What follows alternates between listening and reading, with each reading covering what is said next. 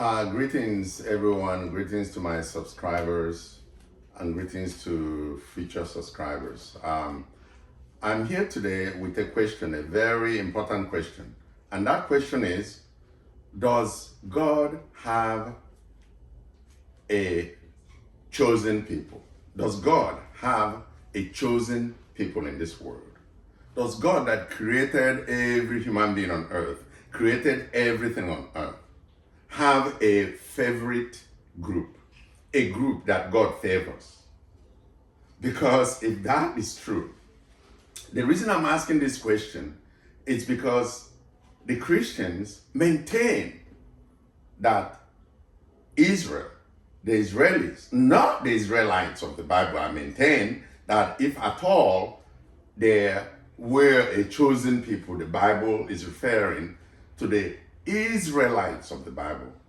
And that's a totally different group from the Israelis of today. But anyway, so my question, I go back to my question. Does God the Almighty, the God that we're told that is full of love, impartial, that is measured, everything God knows, everything God is full of empathy, right? That God has a chosen people.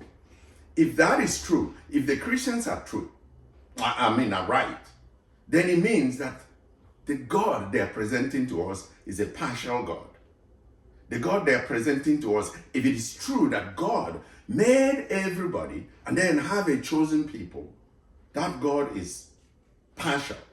That God is responsible for the calamities we have in this world. And yes, I know what I'm talking about. Because if it is true that God favors a group of people over others, gives them more right over others to take land and to do whatever they want in this world, and then be supported by the Christians, then I say that that God has set us up in this world for failure. I say that that God is not what we're told that he or she or it is.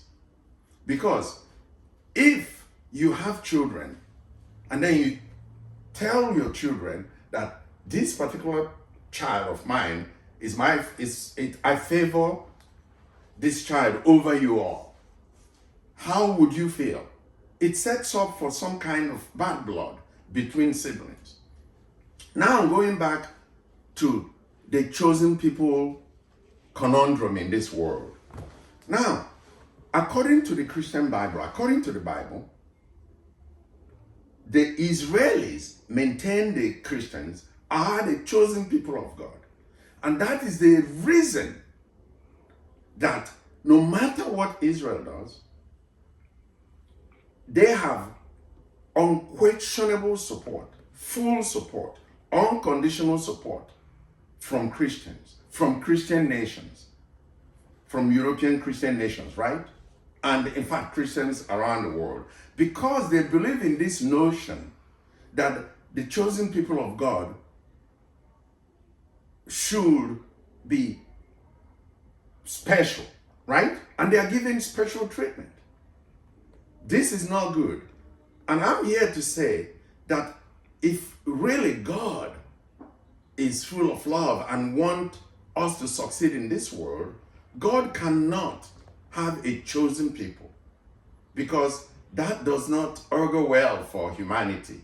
And it hasn't actually. If you go to the root of the problem in the Middle East, it is the fact that the Israelis claim that land was promised to them by God. This is a historical fact in the Bible. But then it carries on to the modern age where people still believe that a group of people have been chosen by God and then they have the right to land that other people have been living on for thousands of years.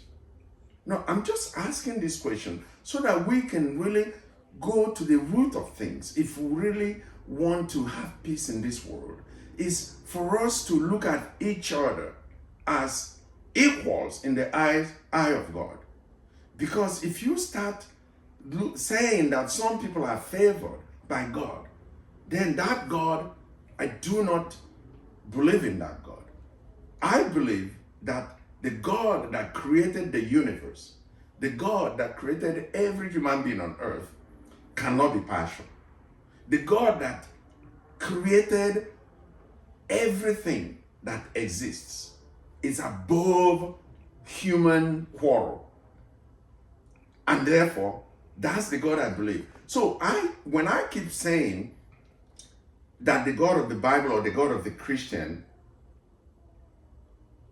is not adding up for me, I categorically refuse for anyone to call me an atheist. You define your God, I define my God. I just don't agree with the God you're presenting to me with all the qualities you are attaching to it. In fact, my definition of God exalts God, gives a wider view of God. The Christian definition of God belittles God, personifies God, narrows God almost to this earth. So if you look at it, my view of God is actually giving God the status, the position God deserves. Because that means that God is bigger than having human traits like anger, jealousy, favoring some people or others or over others, setting condition for you to go to hell or heaven, or expecting you to bow down to it. Because God, the God that I believe, does not have time for you to prostrate or bow down to it or worship it. It has other things to do. So, yeah, if you guys, please give me your thoughts and ideas. Because this idea of the chosen people it's a problem for the world, and we need to look at it in this modern time. Thank you.